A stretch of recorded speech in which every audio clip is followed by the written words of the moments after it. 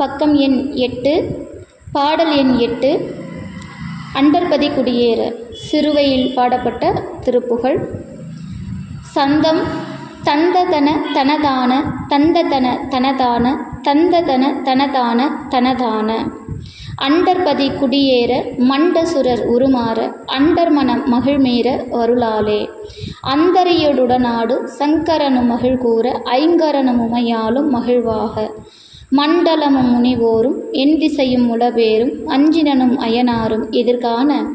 மங்கையுடன் அரிதானும் இன்பமுற மகிழ்கூற மைந்துமயில் உடனாடி வரவேணும். புண்டரிக விழியால அண்டர்மகள் மணவாள புந்தி நிறை அறிவால உயர்தோளா. பொங்கு கடல் உடனாகம் விண்டுவரை இகழ்ச்சாடு பொன்பரவு கதிர்வீசு வடிவேலா. தண்டரள மணிமார்ப செம்பொன்னெழில் செறிரூப தண்டமிழின் மிகுநேய முருகேசா. சந்தமும் அடியார்கள் சிந்தையது குடியான தன் சிறுவை தனில்மேவு பெருமாளே. இதான் பாடல். இந்த பாடல் வரிகள் நான் படித்து காட்டியிருக்கேன். இதை சந்தத்தில் இசை தாளத்தோடு நம்ம பாடலாம்.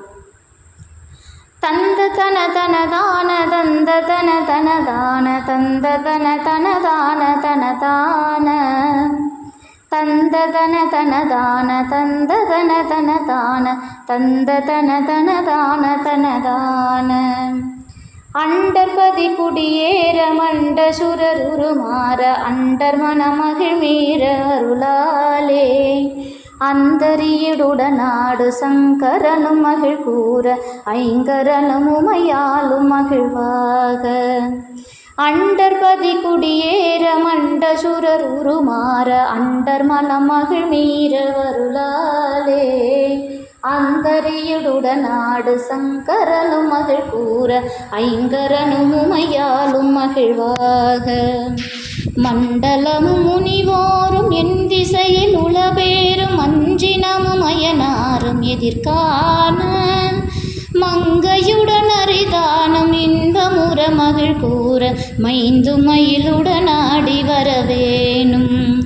மைந்துமயிலுடனாடி வரவேணும்.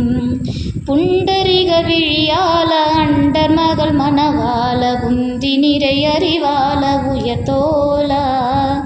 புண்டரிக விழியால அண்டர் மகள் மணவாள புந்தி நிறை அறிவால உயர்தோளா. பொங்கு கடலுடனாகம் விண்டு வரை இகழ்ச்சாடு பொன்பரவு கதிர்வீசு வடிவேலா. பொங்கு கடலுடனாகம் விண்டு வரை இகழ்ச்சாடு பொன்பரவு கதிர்வீசு வடிவேலா. தண்டருள மணிமார்ப செம்பொனெழில் செறிரூப தண்டமிழின் மிகுநேய முருகேஷா. தண்டருள மணிமார்ப செம்பொனெழில் செறிரூப தண்டமிழின் மிகுநேய முருகேசா. சந்ததமும் அடியார்கள் சிந்தையது குடியான தன் சிறுவை தனில்மேவு பெருமாளே. சந்ததமும் அடியார்கள் சிந்தையது குடியான தன் சிறுவை தனில்மேவு பெருமாளே. தன் சிறுவை தனில்மேவு பெருமாளே. மைந்துமயிலுடனாடி வரவேணும். தன் சிறுவை தனில்மேவு பெருமாளே. வெற்றிவேல் முருகனுக்கு அரோகரா.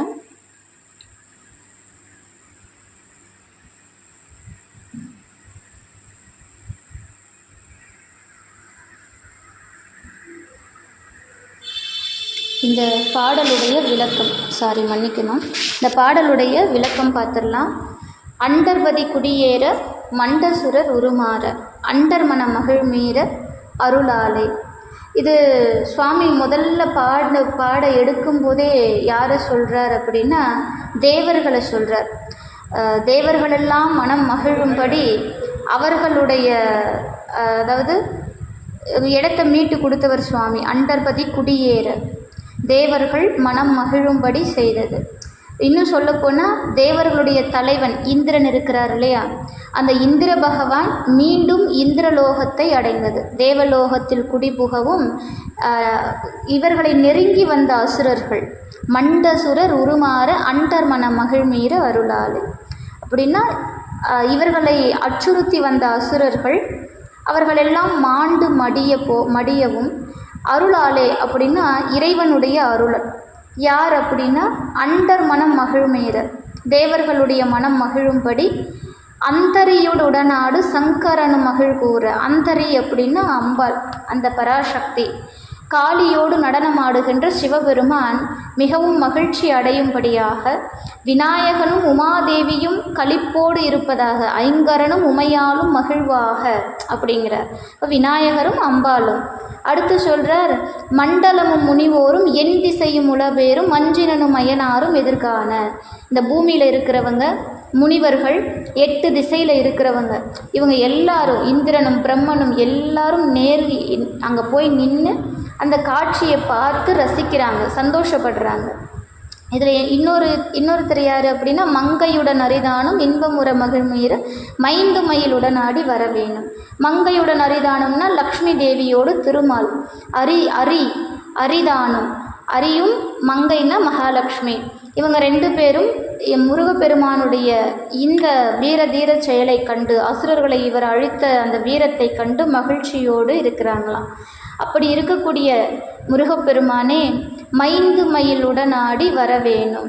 அந்த வலிமையான மயிலோடு திருநடனம் புரிந்து அடியேன் முன்பு வந்து அருள வேண்டும் அப்படின்னு அருணகிரியார் அழைக்கிறார்.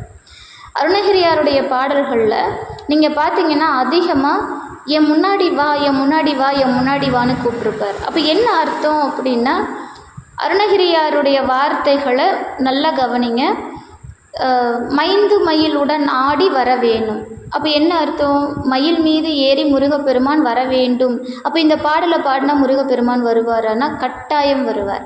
அது எப்படி நாம் பார்க்கறது அப்படின்னா, அவனுடைய கருணையை உணரும் போது பார்க்கலாம். அதுக்காக முருகப்பெருமான் 6 முகங்களோடு 12 கரங்களோடு மயில் மேலே ஏறி நமக்கு முன்னாடி காட்சி கொடுப்பான் அப்படிங்கிறது இல்லை. நமக்கு எங்கேயோ ஒரு சில இடங்களில் இந்த க்ஷணம், இந்த ஒரு கணத்தில் நான் தப்பிச்சேன் தெரியுமா அப்படின்னு நமக்கு ஒரு எண்ணம் வரும்ல. அது நாம் வணங்குற தெய்வம் நாம் அங்கே பார்த்துருப்போம். இப்போ இவர் மட்டும் வரலன்னா எனக்கு அன்னைக்கு ரொம்ப கஷ்டமாக போயிருக்கும் அப்படின்னு நம்ம சில நேரங்களில் பேசுகிறது உண்டு. அப்போ என்ன அதெல்லாம் அப்படின்னா, அந்த இவர் மட்டும்ன்றோம்ல, அந்த இவர் தான் அவர். அப்போ இறைவன் நமக்கு நேரடியாக வந்து அருள் செய்கிறானா அப்படின்னா இல்லையா. நம்ம யாரையெல்லாம் பார்த்து கொண்டிருக்கிறோமோ, இந்த சமுதாயத்தில் எவரையெல்லாம் பார்த்து கொண்டிருக்கிறோமோ அவர்கள் மூலமாகத்தான் இறைவன் வருகிறான். இது அருளாளர்களுக்கும் அப்படி தான் நடந்தது.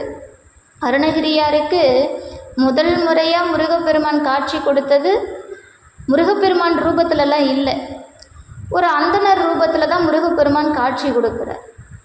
அதன் பிறகு தான் முருகப்பெருமான் தன்னுடைய உருவத்தை காட்டுறார். இதையெல்லாம் பார்த்த அருணகிரியாருக்கு முருகப்பெருமான் யார் என்று கண்டுகொள்வதற்கு இன்னும் மிகுந்த ஆவல் எழ அவருடைய பாடல்கள் மூலமாக முருகப்பெருமானின் உண்மை ஸ்வரூபத்தை அறிந்து கொள்ள ஆவல் பிறக்கிறது. அதன் பிறகுதான் முருகப்பெருமானுடைய பரம தத்துவத்தை அறிந்து கொள்கிறார் அருணகிரி. அப்போ இறைவனை அறிந்து கொள்வதற்கு படிப்படியான சிந்தனையும் படிப்படியான பக்குவமும் ஆன்மீக எண்ணங்களும் தர்ம காரியங்களும் கட்டாயம் வேண்டும். இப்போ இந்த பாடலை பாடினா நமக்கு என்ன நடக்கும் அப்படின்னா, முருகப்பெருமானே நமக்கு அருள் செய்ய மயில் மீது வருவானாம். அண்டர்பதி குடியேற மன்றசுரர் உருமாற அண்டர் மன மகிழ்மேறு அருளாலே. இந்த பாடலில் அசுரர்களை அழித்து அப்படிங்கிறார். அசுரர்களை அழித்து தேவர்களை காத்து தேவேந்திரனுடைய அந்த தேவலோகத்தை மீண்டும் தேவனுக்கு கொடுத்தது. இதனாலேயோ என்னவோ நிறைய பேர் என்ன நினச்சிக்கிறோம் அப்படின்னா, இப்படி வருது இல்லையா, இந்த வார்த்தை வருது இல்லையா, அப்போ சிறுவாபுரி போனால் வீடு கட்டிடலாம். எப்படி? முருகப்பெருமான் தேவேந்திரனுக்கு தேவலோகத்தை கொடுத்த மாதிரி. அப்போ இப்படி தான் பரவுது. அதெல்லாம் கரெக்டு தான், நான் இல்லைன்னு சொல்லலை. எல்லா முருகன் ஆலயத்துக்கு போனாலும் நீங்கள் வீடு கட்டலாம், எல்லா சிவாலயத்துக்கு போனாலும் வீடு கட்டலாம், எல்லா நாராயணர் கோவிலுக்கு போனாலும் வீடு கட்டலாம், அம்பாள் கோவிலுக்கு போனால் வீடு கட்டலாம். அது எப்போவுமே ஒரு தலத்தை பரிகார ஸ்தலமாக மாற்றிடக்கூடாது. நம்முடைய முன்னோர்கள் பாடுபட்டு அங்கே ஒரு தெய்வத்தை எழுந்தருளை செய்வதற்காக எத்தனை சிரமங்களை அவங்க எடுத்திருப்பாங்க. அதெல்லாம் பழமையான கோவில்கள். அந்த பழமையான கோவில்களில் இருக்கக்கூடிய வரலாறுகளை அழிக்காமல் சும்மா அதுக்கு ஒரு பெயர் கொடுத்து இந்த கோவிலுக்கு இதுதான் பரிகாரம்னு பரிகார ஸ்தலமாக நம்முடைய முன்னோர்கள் கட்டிய கோவில் எக்காரணத்தை கொண்டு மாறிடக்கூடாது. அதனால் நல்லா நினைவில் வச்சுக்கோங்க. இன்னும் சொல்லப்போனால் நீங்கள் வரலாறுகள்லாம் படிச்சிங்க அப்படின்னா சிவாலயங்களில், முந்தைய சிவாலயங்களில், பழமையான சிவாலயங்களில் நவக்கிரக சன்னதியே இருக்காது. நீங்கள் அதை நல்லா பார்த்தீங்கன்னா தெரியும். நவக்கிரக சன்னதியே சிவாலயங்களில் கிடையாது. அது எப்போ குடி புகுந்தது? இடைப்பட்ட காலங்களில் வந்தது. அப்போ இன்றைக்கும் இந்த கிரகமானது இந்த தலத்தில் வந்து வழிபட்டது. இப்போ ராகு இங்கே வந்து வழிபட்டார். இங்கே வந்து வழிபட்ட காரணத்தினாலே இறைவன் ராகுவிற்கு அருள் செய்தது போல நமக்கும் அருள் செய்வார் அப்படிங்கிற நம்பிக்கை போய் இறைவனை விட்டுட்டோம், ராகுவை பிடிச்சிக்கிட்டோம். இறைவனை விட்டுட்டோம், சனி பகவானை பிடிச்சிக்கிட்டோம். இறைவனை விட்டுட்டோம், குரு பகவானை பிடிச்சிக்கிட்டோம். அப்போ என்னன்னா அவங்கெல்லாம் இறைவன் அருளுக்காக அங்கே வந்து தவம் செய்தவர்கள். நாம் அதை தான் புரிஞ்சுக்கணும். அவர்களுக்கு இறைவன் அருள் செய்ததை போல் நமக்கும் அருள் செய்வான் அப்படிங்கிறது தான் விஷயம். ஆமாம், அதை விட்டுட்டு நான் போய் திருச்செந்தூர் போகிறேன், குரு பகவானை வழிபாடு செஞ்சுட்டு வந்தால் என் பிள்ளை நல்லா படிக்கும், எனக்கு குரு திசை நடக்குது, குரு உச்சத்தில் இருந்தால் எனக்கு எல்லாமே யோகம், திருச்செந்தூர் போகிறதே நான் குருவை வணங்குறதுக்காக தானே. எந்த அடிப்படையில் நம்ம இறைவனை நாடி போகிறோம்? திருநள்ளாறு போகிறோம், சனீஸ்வரரை வணங்கிட்டு வரோம். திருநள்ளாறுக்கு உண்மையிலே சனீஸ்வரரை தான் வணங்க போகணுமா? காளஹஸ்திக்கு உண்மையிலே ராகு கேது பயிற்சிக்காக தான் போகணுமா? உண்மையிலே அதுதான் அங்கே நடக்குதா? காளஹஸ்தி எப்பேற்பட்ட ஸ்தலம், எத்தனை அருளாளர்கள் காளஹஸ்தி போய் பாடியிருக்காங்க. அதாவது தேவாரத்தில் எத்தனை இடங்களில் காளஹஸ்தி புகழப்பட்டிருக்குது. கண்ணப்பருடைய அவதாரம், திரு அவதாரம், கண்ணப்ப நாயனாருடைய அந்த வரலாறுகளை எத்தனை அருளாளர்கள் அங்கே காளஹஸ்தியில் நின்று குடுமி தேவரை பற்றி பாடும்போது சேர்த்து பாடியிருக்காங்க. இப்போ நாமெல்லாம் இந்த சிந்தனைக்கே போகிறதில்ல. என்ன நினச்சிக்கிறோம்? இந்த கோவிலில் இந்த பரிகாரம் கிடையவே கிடையாதுங்க. இந்த பரிகாரம் இதை செஞ்சால் இதை மாறும், இதிலிருந்து வெளியில் வாங்க, தயவு செஞ்சு வெளியில் வாங்க. என்கிட்ட படிக்கிற ஸ்டூடெண்ட்ஸ்க்கு நான் சொல்கிற ஒரே விஷயம், உங்கள் தலையெழுத்து மாறணுமா? உங்களுக்கு கிரக தோஷம் இருக்குதுன்னு நீங்கள் நம்புறீங்களா? உங்கள் வினை பயன்னு ஒன்று இருக்குல்ல, இதையெல்லாம் வேறு இருக்கக்கூடியது இறைவன் திருவடி ஒன்று தான். அப்போ அவன் திருவடியை பிடிக்கணுன்னா என்ன பண்ணணும்? நீங்கள் தமிழால் பாடுங்க. பாட பாட பாட தலையெழுத்து அழியும். பாடணும். நம்ம பாடாமையே சும்மா போய் பரிகாரம் பண்ணிக்கிட்டு உக்காந்துட்ருக்குறோம். லட்ச ரூபா கூட செலவு பண்ண தயாராக இருக்கான் பரிகாரத்துக்கு. ஆனால் வாய் திறந்து ஒரு 2 வரி பாட்டு பாட தயாராக இல்லை. தயவு செஞ்சு அதை செய்யாதீங்க. பரிகாரம் அப்படிங்கிறது, பரிகாரம் பண்ணிட்டா நம்ம பாவம் போயிடும்னு எந்த நூல்லையாவது சொல்லப்பட்டிருக்குதா? எந்த நூல்லையாவது இந்த கோயிலுக்கு போனால் இந்த பரிகாரம் பண்ணால் நீங்கள் வீடு கட்டலான்னு எங்கேயாவது சொல்லியிருக்காங்களா? கிடையவே கிடையாது. இறைவனை பாடுங்க, இறைவனை நினச்சி உருகி அழுங்க. அது போதும் நமக்கு. ஒரு கோவிலுக்கு போகிறோம், அங்கே நின்று ஒரு திருப்புகழ் பாடுங்க, ஒரு திருவாசகம் பாடுங்க, ஒரே ஒரு பாட்டு பாடுங்க, ஒரு தேவார பாடல் பாடுங்க. உங்கள் தலையெழுத்து மாறும். நம்முடைய தலையெழுத்தை மாற்றக்கூடிய பாடல்களை தான் அருளாளர்கள் நமக்கு கொடுத்துட்டு போயிருக்காங்க. ஏன் அவங்க நினச்சிருந்தா நீங்கள் இதை பண்ணுங்க உங்கள் தலையெழுத்து மாறும் அப்படின்னு நாவுக்கரசரோ ஞானசம்பந்தரோ சுந்தரரோ ஏன் மணிவாசக பெருமானோ அவ்வளவு ஏன் நம்முடைய குருநாதர் அருணகிரியாரோ யாராவது ஒருத்தர் சொல்லியிருக்காங்களா? நீங்கள் இந்த கோயிலுக்கு போயிட்டு இந்த பரிகாரம்லாம் பண்ணுங்க, நீங்கள் இதை பண்ணி இது வந்து நடந்துடும் அப்படின்னு சொல்லியிருக்காங்களா? இல்லையே. அப்போ அவங்களுக்கு தெரியாத விஷயம் நமக்கு தெரிஞ்சிருச்சா? அவங்க இறைவனை பார்க்காத இடத்துல நாம் பார்த்துட போகிறோமா? அப்போ ஏன் நாம் இந்த சமுதாயத்தில் இப்படியே இருந்துக்கிட்டு இருக்கிறோம்? நம்முடைய உண்மை வரலாறு என்ன? தயவு செஞ்சு அதுக்கு வாங்க. ஒரு கோவிலுக்கு போகிறீங்கன்னா பாடுங்க, இறைவனை பாடுங்க. எந்த கோவிலுக்கு போனாலும் கையில் பாடலோட புத்தகத்தோடு போங்க. தேவாரமும் திருவாசகமும் திருப்புகழ் புத்தகங்களை வைங்க. நாராயணர் கோவிலுக்கு போகிறீங்களா, பெருமாள் கோவிலுக்கு போகிறீங்களா, 4000 திவ்ய பிரபந்தத்தை கையில் வைங்க. அம்பாள் கோவிலுக்கு போகிறீங்களா, அபிராமி அந்தாதி புத்தகத்தை கையில் வைங்க. அதெல்லாம் இல்லாமல் போகாதீங்க. நீங்கள் கற்பூரம் எடுத்துகிட்டு போகாதீங்க. வெத்தலைப்பாக்கு வாழைப்பழம் தேவையில்லை, பூ தேவையில்லை, பிரம்மாண்டமான மாலை எல்லாம் தேவையில்லை. அதெல்லாம் எதிர்பார்த்துக்கிட்டு சாமி அங்கே உக்காந்துக்கிட்டு இல்லை. நாம் கொண்டு போகிற 2 ரூபாய் வாழைப்பழத்துக்கெல்லாம் சாமி அங்கே உக்காந்துட்டு இல்லை. நீங்கள் புத்தகம் கொண்டு போங்க. ஒரு அம்பாள் முன்னாடி போய் ஒரே ஒரு பாட்டு, அபிராமி அந்தாதி பாட்டு பாடுங்க, பாடி பாருங்க. நீங்கள் எத்தனை கோடி செலவு பண்ணி பூஜை பண்ணாலும் அதில் இருக்கிற திருப்தி வராது. அதனால் என்கிட்ட படிக்கிறவங்களுக்கு நான் இதை தான் சொல்லுவேன். என்கிட்ட படிக்கிற நிறைய பேர் அதை தான் பண்ணுறாங்க. கோயிலுக்கு போனால் பாடணும், பாடாமல் வரக்கூடாது. பாட பாட பாட இறைவனை நினச்சி உருக உருக உருக உங்கள் தலையெழுத்து மாறும். அந்த பிரம்மதேவன் எப்பேற்பட்ட தலையெழுத்து நமக்கு எழுதியிருந்தாலும் அது மாறும், அது மாறியே ஆகணும். முருகப்பெருமானை பொறுத்த வரைக்கும் அது இன்னும் ஈஸி. ஏன்?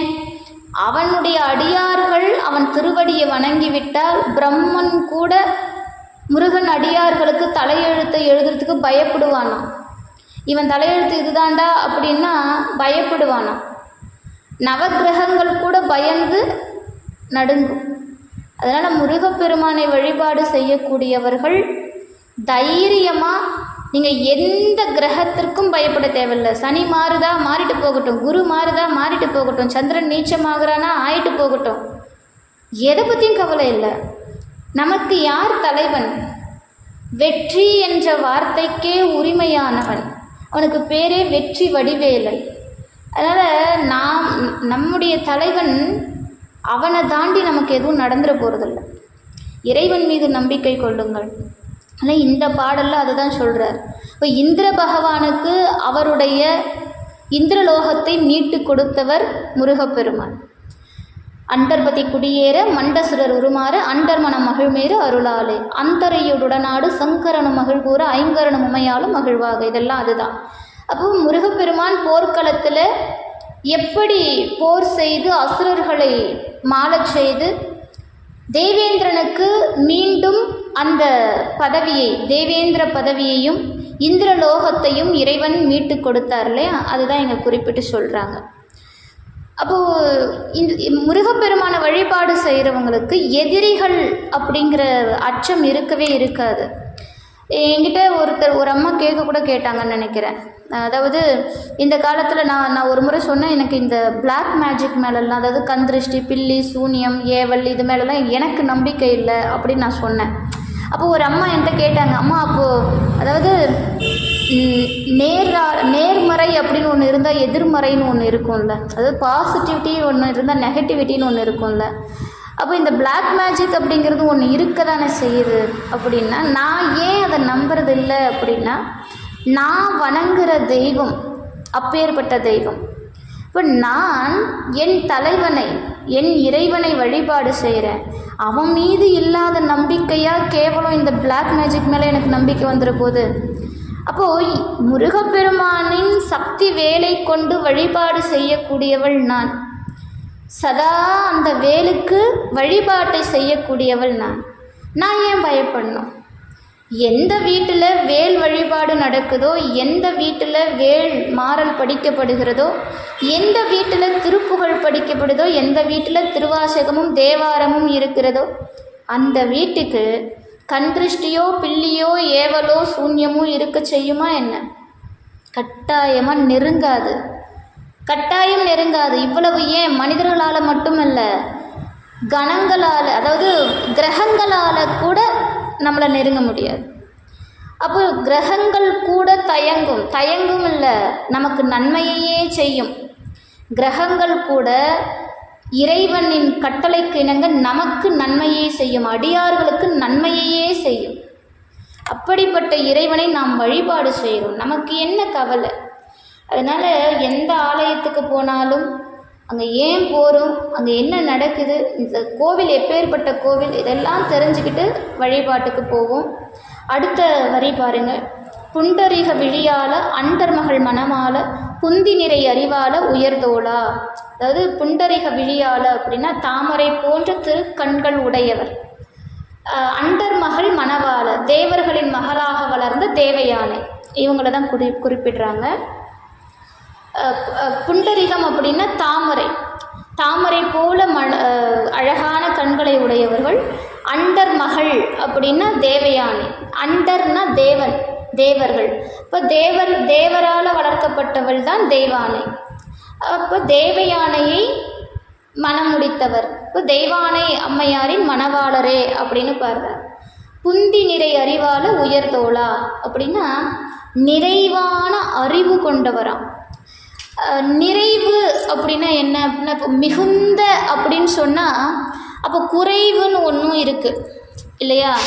மிகு அப்படி அருள் மிகு அப்படின்னா அப்போ அருள் குறைன்னு ஒன்று இருக்கலாம் இல்லையா? அருளில் குறைந்ததுன்னு ஒன்று இருக்கலாம். ஆனால் நிறை அப்படின்னா என்னென்னா, நிறைவு அப்படின்னா என்னென்னா அதுக்கு மேலே ஒன்றும் இல்லை, நிறைவாக இருக்குது. அப்போ நம்முடைய மனசு நிறைஞ்சு இருக்குன்னு சொல்லுவோம்ல, மிகுந்து இருக்குன்னு நம்ம சொல்ல மாட்டோம், நிறைஞ்சு இருக்குன்னு சொல்லுவோம். ஏன்னா நிறைவு அப்படிங்கிறது முழுமையை குறிக்கக்கூடியது. முழுமையான அறிவை பெற்றவன் முருகப்பெருமான், நிறைவான ஞானத்தை கொண்டவன். அதனால தான் பண்டிதன், ஞான பண்டிதன்னு பேர் முருகப்பெருமானுக்கு. புந்தி நிறை அறிவால உயர்தோளா. அடுத்த வரி பாருங்க, பொங்கு கடலுடன் ஆகம் விண்டு வரை இகழ்ச்சாடு. Mic of பண்ணுங்கம்மா. பொங்கு கடலுடனாகும் விண்டு வரை இகழ்ச்சாடு அப்படிங்கிறார். பொங்கி எழுந்த கடல், அதாவது கிரௌஞ்சமலை, அந்த கடல், இதையெல்லாம் இந்த 7 மலைகளையும் முருகப்பெருமான் தம்முடைய ஞான வேல் கொண்டு உடைத்தருகிறார். இதில் பொங்கு கடல் அப்படின்னு ஒரு இடத்த குறிக்கிறார் இல்லையா? நமக்கு தெரியும் வீரமகேந்திரபுரி அப்படிங்கிற நகரம் எப்படி இருந்தது அப்படின்னா, வீரமகேந்திரபுரியை சுற்றிலும் கடல் இருந்தது. இன்றைக்கி இருக்கிற திருச்செந்தூர் கடல்லாம் கிடையாது. வீரமகேந்திரபுரின்னு ஒரு நகரம் இருந்தது. இந்த நகரத்தை சுற்றிலும் ஒரு கடல் இருந்தது. அந்த கடலுக்கு முன்பாக கிரௌஞ்ச மலை என்னும் ஒரு மாபெரும் மாய மலை இருந்தது. அந்த மலையே கிரௌஞ்சன் என்னும் அசுரன், தாரகாசுரனுக்கு துணையானவன். அப்படிப்பட்ட கிரௌஞ்ச மலையை தாண்டினால் சமுத்திரம் இருக்கும், கடல் இருக்கும். கடலை தாண்டினால்தான் வீரமகேந்திரபுரி இருக்கும். இப்போ இன்றைக்கி இருக்கிற திருச்செந்தூரில் சுவாமி வந்து தங்கிய இடம், தம்முடைய படைகளோடு வந்து தங்குகிறார். சூரனை அழிக்க புறப்பட்டார் முருகப்பெருமான், சக்தி வேலோடு புறப்படுகிறார். இறைவன் சென்று வா என்று சொல்லாமல் வென்று வா, அதாவது சென்று வா வென்று வான்லாம் சொல்லலை, சென்று வான்னார். பொதுவாக போர்க்களத்திற்கு செல்லக்கூடிய வீரனை வாழ்த்துவது எப்படி அப்படின்னா, வெற்றியோடு திரும்புவாயாக அப்படின்னு தான் சொல்லுவாங்க, வென்று வா அப்படின்னு தான் சொல்லுவாங்க. ஆனால் இறைவன் முருகப்பெருமானை சென்று வா அப்படின்னு சொல்கிறார். என்ன காரணம்? இவனுக்கு வெற்றி என்பதை புதிதாக தர தேவையில்லை. வெற்றியோடு வான்னு முருகப்பெருமானுக்கு சொல்ல தேவையில்லை. ஏன்னா அவனே வெற்றிக்கு அடையாளமானவன். சென்று வா அப்படின்னு சொன்னார் இல்லையா? அப்போ என்ன அர்த்தம்? இவருக்கு முன்பாக இவரை வெற்றி கொள்வதற்கு உலகத்தில் ஒருத்தனும் கிடையாது, யாரும் கிடையாது. அதனால தான் இறைவன் சென்று வா என்று வாழ்த்தி அனுப்பினார். இப்போ சுவாமி தம்முடைய படைக்கலத்தோடு வருகிறார். நவ வீரர்கள், வீரபாகு உள்ளிட்ட நவ வீரர்களோடு அங்கே கணங்கள் இறைவன் கணங்களையும் அனுப்பி வைக்கிறான், கணங்களையும் அனுப்பி வைக்கிறான், லட்ச வீரர்களையும் அனுப்பி வைக்கிறார். போர்க்களத்து அந்த போர் படையோடு முருகப்பெருமான் வந்து திருச்செந்தூரில் தங்குறார். அப்போ குரு பிரகஸ்பதி, அப்போ வியாழ பகவான் வந்து முருகப்பெருமானுக்கு இந்த அசுரனை பற்றிய செய்திகளை கொடுக்கிறார். அதாவது முருகப்பெருமானுக்கு என்ன தெரியாதா? கிடையாது. இது ஒரு தன்மை. எந்த ஒரு நிகழ்வையும் முறையோடு செய்யணும். இப்போது குரு பகவான் வருகிறார் முருகப்பெருமானுக்கு சூரனுடைய முழு அம்சத்தையும், சூரனுடைய வரலாற்றையும், அதற்கு முன்பாக என்னெல்லாம் இருக்குது, வீரமகேந்திரபுரியை நெருங்கிறதுக்கு என்னெல்லாம் செய்யணுங்கிறதையும், சூரனோடு போர் புரிவதற்கான யுக்திகளையும் குரு பகவான் சொல்கிறார். இப்போ இந்த இடத்துல தான் இதெல்லாமே திருச்செந்தூரில் தான் நடக்குது. இப்போ திருச்செந்தூரில் இருந்துக்கிட்டு தான் வீரபாகு தேவரை சுவாமி என்ன பண்ணுறாருன்னா வீரமகேந்திரபுரிக்கு தூதாக அனுப்பி வைக்கிறார். ஆனால் வீரமகேந்திரபுரிக்கு போனதும் இவர் வீரபாகு தேவர் சொன்ன அந்த நல்ல உரைகளையும் சூரன் கேட்குறதா இல்லை. ஏன்னா அவன் ஆணவத்தின் உச்சத்தில் இருக்கிறான். அவன் எங்கேருந்து கேட்க போகிறான்? அவன் கேட்குறதா இல்லை. அதன் பிறகுதான் போர் மூழுகிறது. ஒரு வாய்ப்பு கொடுத்தார் முருகப்பெருமான், அதை அவன் ஏற்றுக்கிடலை. இப்போ போர் நடக்குது. முதல் விஷயம், அந்த கிரௌஞ்ச மலை தடுத்து நிறுத்துது. வானுயர்ந்த அந்த மலை வீரர்களை உள்வாங்குது. அந்த மலைக்குள்ளே நவ வீரர்களும் போகிறாங்க, அதை தொடர்ந்து லட்சக்கணக்கான வீரர்கள் உள்ளே நுழையிறாங்க. அப்படி உள்ளே போன யாருமே வெளியே வரலை. ஏன் அப்படின்னா அந்த கிரௌஞ்ச மலை மாயையை உள்ளடக்கியது. அது எப்பேற்பட்ட மாயை அப்படின்னா, அதுக்குள்ளே போனவங்க திசை தெரியாமல் மறைவாங்க, திசையே தெரியாத போயிடும். உள்ளே போய் நடந்துக்கிட்டே இருப்பாங்க, இதோ வழி இருக்குது, இந்த வழியில் போயிடலான்னு நினைப்பாங்க. ஆனால் சுற்றி சுற்றி ஒரே இடத்துல தான் சுற்றிக்கிட்டு இருப்பாங்க. அப்படி ஒரு மாயை. ஏன்னா கிரௌஞ்சன் அப்படிங்கிறவனே மாயையை உள்ளடக்கியவன், மிகுந்த மாயையை கற்றவன். அதனால் அவனிடம் இருந்து தப்பிப்பது அவ்வளவு எளிதல்ல. அந்த மலைக்குள்ளே ஒரு முறை போயிட்டாங்க அப்படின்னா அதிலிருந்து மீள முடியாது. அப்போ நவ வீரர்களும், வீரபாகு கூட அந்த கிரௌஞ்ச மலைக்குள்ளே மாட்டிக்கிட்டாரு.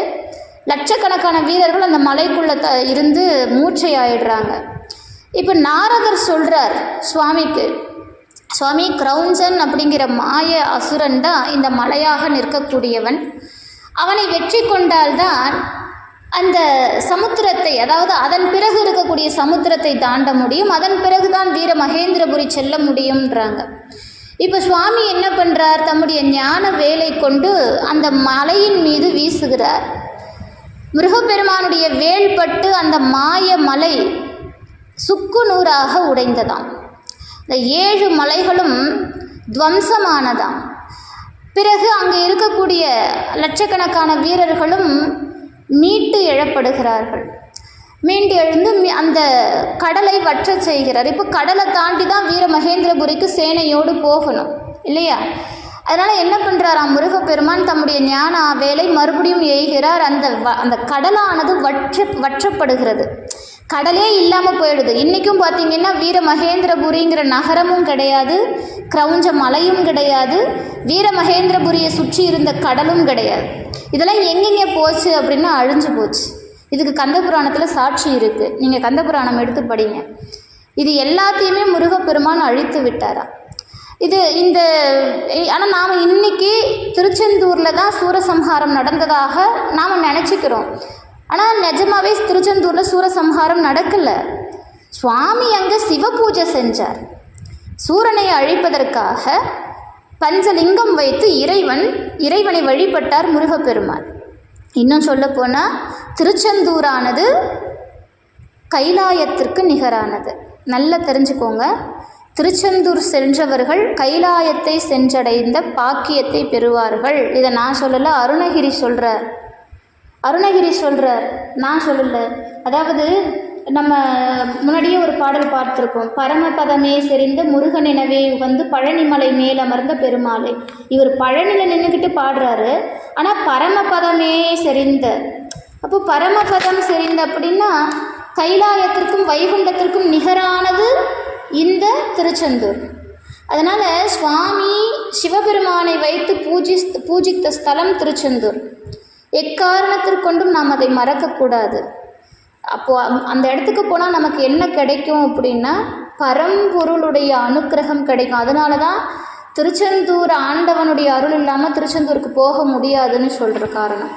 ஏன் அப்படின்னா எந்த ஆத்மாவை இறைவன் தன் வசம் ஈர்க்கிறானோ அந்த ஆன்மா மட்டும்தான் திருச்செந்தூர் சென்றடைய முடியும். நம்ம நிறைய பிளான் போடலாம், திருச்செந்தூருக்கு போகணும்னு ஆசைப்படலாம்.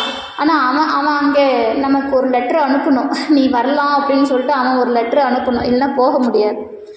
அந்த அளவுக்கு இறைவன் அங்கே வீற்றிருக்கக்கூடிய தெய்வம், பரம்பொருளாக பூஜா மூர்த்தியாக, அதுவும் பக்தர்கள் கேட்ட மாத்திரத்தில் கேட்குறத கொடுக்கறதுக்காக அங்கே வீற்றிருக்கக்கூடிய தெய்வம் திருச்செந்தூர் ஆண்டவன். அதனால் சுவாமி அங்கே அந்த கடலை அழிக்கிறார். அதன் பிறகு வீர மகேந்திரபுரிக்கு போய் சூரனோடு போரிட்டு அசுரர்களை மாய்த்து சூரனை இருகூறாக்கி மயிலாகவும் சேவலாகவும் பிடித்து, அதெல்லாம் நமக்கு தெரியும். இப்படி தான் அந்த விஷயம் வந்து நடக்குது. அப்போது இந்த இடத்துல நாம் இன்னொரு விஷயம், பொன் பரவுங்கிறார். பொன் பரவுன்னா தேவ குருவால் வழிபட பெற்றவரே. நான் இப்போ முன்னாடி சொன்னேன் இல்லைங்களா, திருச்செந்தூரில் இறைவனை குரு வந்து வழிபடுறார். குரு பகவான் திருச்செந்தூரில் முருகப்பெருமானை வந்து வழிபடுறார். என்ன காரணம், நம்ம இதை யோசிக்கணுமே. குரு பகவான் யார்? பிரகஸ்பதி இல்லையா? தேவர்களுக்கெல்லாம் குருவாக இருக்கக்கூடியவர். அவர் ஞான தலைவர்னே சொல்லலாம். தேவர்களுக்கு குருவாக இருக்கக்கூடியவர், பிரகஸ்பதி என்று அழைக்கக்கூடியவர். அப்படிப்பட்ட குரு முருகப்பெருமானை வந்து திருச்செந்தூரில் வழிபட காரணம் என்ன அப்படின்னா, அங்கே யார் செல்கிறார்களோ, திருச்செந்தூருக்கு யார் செல்கிறார்களோ அவர்களுக்கு குருவின் பார்வை கிட்டும். அப்போது வாழ்க்கையில் நம்ம குருவை தேடி அலைகிறோம் அப்படின்னா, நாம் முக்தி நெறிக்கு போகணும், முக்தியை தேடி அலைந்து கொண்டிருக்கிறோம், வீடு பேற்றை தேடி அலைந்து கொண்டிருக்கிறோம் அப்படின்னா, ஞானத்தை தேடி அலைந்து கொண்டிருக்கிறோம் அப்படின்னா கட்டாயம் திருச்செந்தூர் போகணும். அது அப்பேற்பட்ட ஸ்தலம்.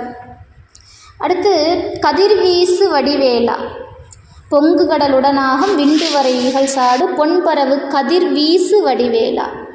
அப்படின்னா கதிர்வீசு அப்படின்னா அந்த வடிவேல் எப்படி இருக்குது அப்படின்னு அருணகிரி சொல்கிறாருன்னா, கதிர்வீசு அதாவது சுடர் வீசும் கூரிய வேலாயுதமாம் அந்த வடிவேல். அதனால் பொன்பரவு கதிர்வீசு வடிவேலா, தேவகுருவால் வழிபாடு செய்யப்பட்ட சுடர் வீசும் கூரிய வேலாயுதத்தை கொண்டவனே அப்படிங்கிறது இதுக்கு அர்த்தம். தன் தரள மணிபார்ப அப்படிங்கிறார், குளிர்ந்த முத்து மாலையை அணிந்து கொண்டிருக்கிறானாம் முருகப்பெருமான். அப்படிப்பட்ட திருமார்பை உடையவனே. செம்பொன்னிழில் செறிரூப அப்படிங்கிறார், இந்த செம்பொன்னினுடைய அழகு நிறைந்த திருமேனி. சுவாமி எப்படி இருக்கிறாராம், செக்க சுவேல்னு இருக்கிறாராம். முருகப்பெருமான் எப்படிப்பட்ட நிறம், அப்படி செக்க சுவேல்னு இருக்கிறார். சிவபெருமானும் அப்படித்தான், பொன்னார் மேனியன். முருகப்பெருமான் அப்பா மாதிரியே. முருகப்பெருமான் எப்படின்னா அப்பா பிள்ளை. அதனால் முருகனும் சிவபெருமானும் செக்க சுவேல்னு பொன்னிறம் உடையவர்கள். அதனால தான் சுவாமி செம்பொன் நிறம் அழகு திருமேனி அப்படிங்கிறார். அம்பாள் எப்படி இருப்பா அப்படின்னா பச்சை நிறத்தில் இருப்பாளாம். விநாயக பெருமான் நீல நிறத்தில் இருப்பாராம். விநாயகர் அகவலில் பாடப்பட்டிருக்குது, நீலத்து முகம். விநாயகருக்கு நீல திருமேனி.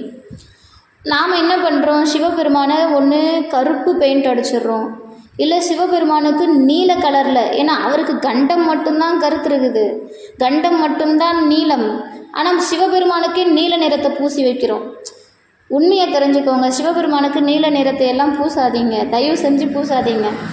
சிவபெருமானை செம்பொன் மேனியனாக பாருங்கள், அது தனி அழகு. அவனுடைய முகம் அப்படி சிக்க சிவேல்னு தாமரை, 1000 தாமரைகள் சேர்ந்து எப்படி பிரகாசமாக இருக்குமோ. இன்னும் ஒரு படி மேலே சொல்லணுன்னா, அந்த சுடர் எப்படி இருக்குமோ, அந்த தீபச் சுடர் எப்படி இருக்குமோ, ஒரு ஜோதி பிழம்பு எப்படி இருக்குமோ, அப்படி செக்க சுவேல்னு இருக்கக்கூடியவன் இறைவன். அவனுடைய கண்டம் அப்படி கருத்து நீல நிறம் கருந்து இருந்தால் எப்படி இருக்குமோ அப்படி. அப்போ அவனுடைய திருமேனியை ரசிக்கிறதுக்கே நாம் ஒரு விஷயம் பார்க்கணும். அதை விட்டுட்டு நம்ம சிவபெருமானுக்கு நீல நிறம் அடிச்சுக்கிட்டு அதெல்லாம் நல்லாவா இருக்குது பார்க்குறதுக்கு. அதனால் சுவாமி சொல்கிறார், செம்பொன்னின் அழகு நிறைந்த திருமேனி அப்படிங்கிறார். தண்டருள மணிவார்ப செம்பொன்னில் செறிரூப தன் தமிழின் மிகுநேய முருகேசா. முருகேசா நீங்கள் நல்லா கவனிங்க. முருகேசா அப்படின்னா முருகன் ஈசன், முருகப்பெருமான் சிவபெருமான். சந்தகமும் அடியார்கள் சிந்தையது குடியான, எப்போவுமே அடியார்களுடைய சிந்தையில் குடிக்கொண்டிருக்கக்கூடியவனா, அடியார்களுடைய சிந்தையில் எப்போதும் குடிக்கொண்டிருக்கக்கூடியவனா. தன் சிறுவை தனில்மேவு பெருமாளேங்கிறார். குளிர்ந்த சிறுவை என்னும் திருத்தலத்தில் வீற்றிருக்கும் பெருத்தமையில் மிக்கவரே அப்படிங்கிறார். தன் சிறுவை தனில்மேவு பெருமாளே, அந்த சிறுவாபுரி சிறுவையில் அமர்ந்திருக்கக்கூடிய பெருமாளே அப்படின்னு இந்த திருப்புகழை பாடி முடிக்கிறார். இப்போ இந்த திருப்புகழுக்கு ஒட்டுமொத்தமாக நான் உங்களுக்கு ஒவ்வொரு வார்த்தைக்கும் நான் விளக்கம் சொல்லிட்டேன்.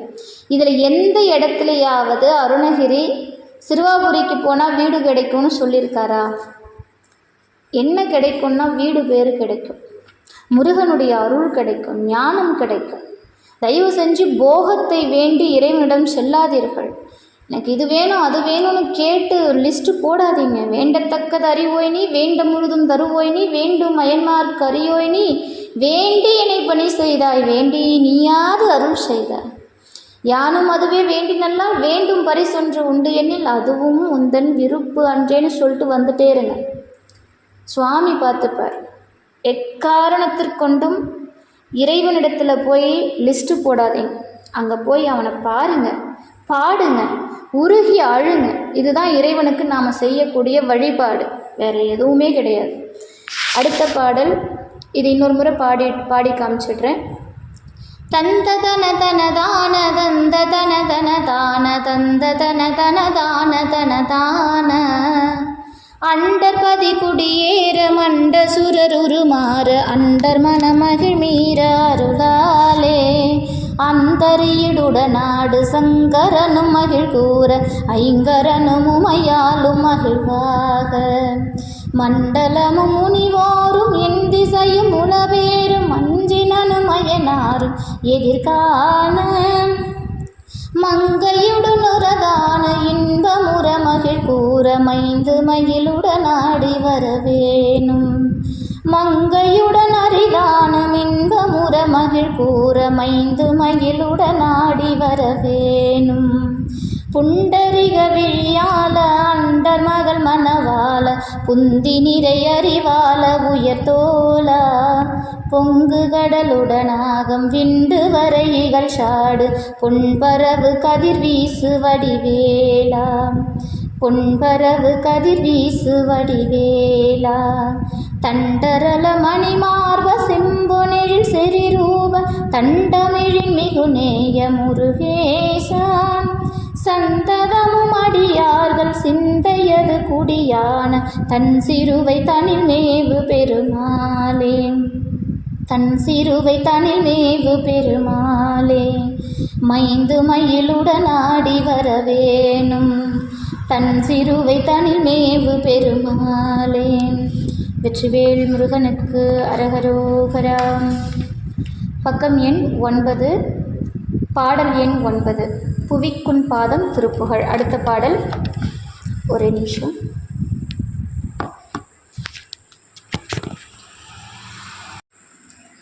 பொதுப்பாடல். இந்த பாடல் பொதுவான பாடல். எந்த தளத்தில் பாடினார் அப்படிங்கிறது பெரிய அளவில் நமக்கு வரல. நம்ம இதை பொதுப்பாடல் லிஸ்ட்டில் தான் வச்சுருக்கிறோம். பாடல் 9, புவிக்குன் பாதம் திருப்புகழ். தனத்தன் தான தனதன தனத்தன் தான தனதன தனத்தன் தான தனதன தனதான, இதுதான் சந்தம். பாடல்.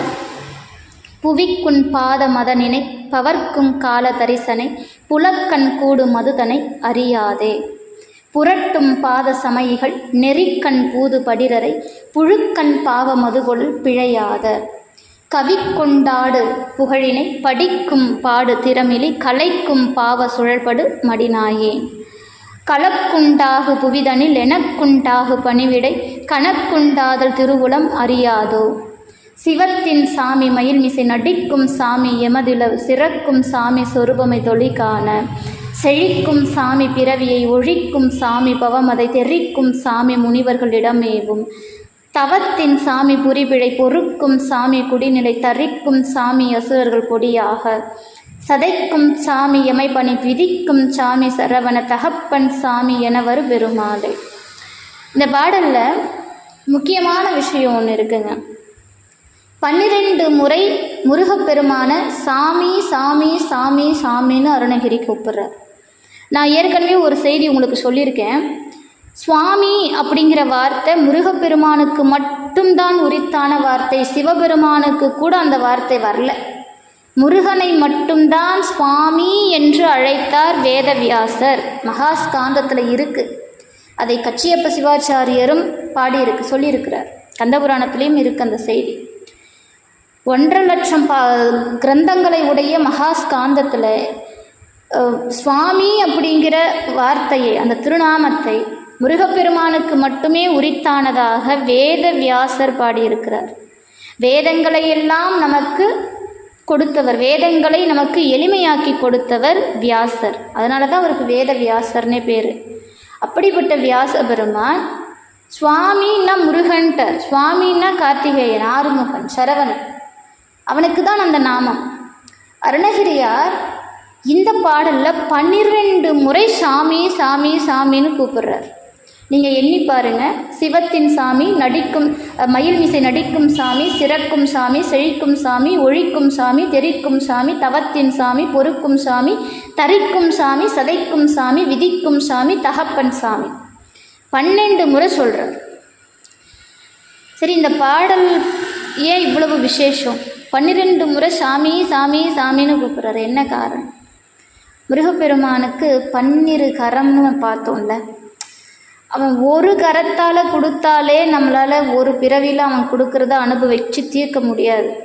அவன் 12 கரங்களிலும் வாரி வழங்கினால் நம்முடைய வாழ்க்கை எவ்வளவு சுபமாக இருக்கும், எவ்வளவு செழிப்பாக இருக்கும். நம்மக்கிட்டேருந்து எதையெல்லாம் அவன் எதெல்லாம் வேணாமோ அதெல்லாம் அழிச்சிருவான், எதெல்லாம் நமக்கு வேணுமோ அதையெல்லாம் கொடுத்துருவான். அப்போ என்ன அர்த்தம் அப்படின்னா, இந்த சாமியை பிடிச்சிக்கோங்கன்னு அர்த்தம், வேறு ஒன்றும் கிடையாது. இதில் இன்னொரு சிறப்பும் இருக்குது. நான் இந்த பாடலை கடைசியாக நான் சொல்கிறேன். முதல்ல பாடல் பாடிடலாம். சந்தம் தனத்தன் தானதனதன தனத்தன் தானதனதன தனத்தன் தானதனதன தனதான தனத்தன் தானதனதன தனத்தன் தானதனதன தனத்தன் தானதனதன தனதான புவிக்குன் பாதமதனினை பவர்க்கும் கால தரிசனை புலக்கண் கூடுமதுதனை அறியாதே புரட்டும் பாத சமயிகள் நெறிக்கண் பூதுபடிரரை புழுக்கண் பாவமதுகொளர் பிழையாதே கவி கொண்டாடு புகழினை படிக்கும் பாடுதிரமிலி கலைக்கும் பாவ சுழல்படு மாடினாயே கலக்குண்டாகு புவிதனில் எனக்குண்டாகு பணிவிடை கணக்குண்டாதல் திருவுளம் அறியாதோ சிவத்தின் சாமி மயில் மிசை நடிக்கும் சாமிய மதுல சிறக்கும் சாமி சொருபவி தோழி காண செழிக்கும் சாமி பிறவியை ஒழிக்கும் சாமி பவமதை தெரிக்கும் சாமி முனிவர்களிடமேவும் தவத்தின் சாமி புரிவிழை பொறுக்கும் சாமி குடிநிலை தரிக்கும் சாமி அசுரர்கள் போடியாக சதைக்கும் சாமி எமைபணி விதிக்கும் சாமி சரவண தகப்பன் சாமி எனவரு பெருமாளே தகப்பன் சாமி எனவரு பெருமாளே கணக்குண்டாதல் திருவுளம் அறியாதோ தகப்பன் சாமி எனவரு பெருமாளே. இதான் இந்த பாடல். ரொம்ப எளிமையான இசைத்தாளம், பார்க்கறதுக்கு ரொம்ப அதிகமாக வர மாதிரி இருக்கும். ஆனால் பாடும்போது கடகடகடன்னு பாடிடலாம். ஒரு 2-3 முறை நீங்கள் இந்த பாடலை படிச்சுட்டு அதுக்கப்புறம் சந்தம் அந்த தாளம் பயன்படுத்தி நீங்கள் பாடினீங்க அப்படின்னா ரொம்ப ஈஸியான பாடல், ரொம்ப எளிமையான பாடல். இருக்கிறதுலே ரொம்ப ஈஸியாக நம்ம பாராயணம் பண்ணுற அளவுக்கு ஒரு எளிமையான பாடலாக நமக்கு இது இருக்குது. பார்க்குறதுக்கு கஷ்டம், ஆனால் படிச்சுட்டே இருந்தீங்கன்னா ஒரு 2 நாளில் நீங்கள் ஈஸியாக பாடிடலாம். அவ்வளோ இனிமையான பாடல் இந்த பாடல். கட்டாயம் எல்லாரும் இந்த பாடலை பாராயணமாக வச்சுக்கோங்க. என்கிட்ட பாடி காட்டணுன்ற அவசியமெல்லாம் இல்லை. அப்படி பூஜை ரூமுக்கு பக்கம் போகிறீங்க, முருகப்பெருமானை பார்க்குறீங்கன்னா ஒரே ஒரு விளக்கு ஏற்றிட்டு இந்த பாடலை பாடுங்க. முருகப்பெருமான் உங்கள் பாடலில் மயங்கி உங்கள் பக்கத்துலேயே நின்றுட்டுருப்பார். நிஜமாக சொல்கிறேன், அவ்வளவு இனிமையான பாடல் இது. அவ்வளோ விஷயங்களை இதில் உள்ளடக்கி வச்சிருக்கிறார். ஏன் அப்படின்னா, முதல் வரியை கவனிங்க. புவிக்குன் பாத மதனினை பவர்க்கும் கால தரிசனை புலக்கண் கூடு மதுதனை அறியாதே அப்படிங்கிற இந்த பாடலுக்கு என்ன அர்த்தங்க அப்படின்னா, புவிக்குன்னம்னா பூமியில், இந்த பூமியில் முருகப்பெருமானுடைய திருவடிகளை தியானிக்கிறவங்க, அதாவது புவிக்குன் பாத மதனினை நினைப்பவர்க்கு கால தரிசனை 3 காலமும் புலப்படுமா.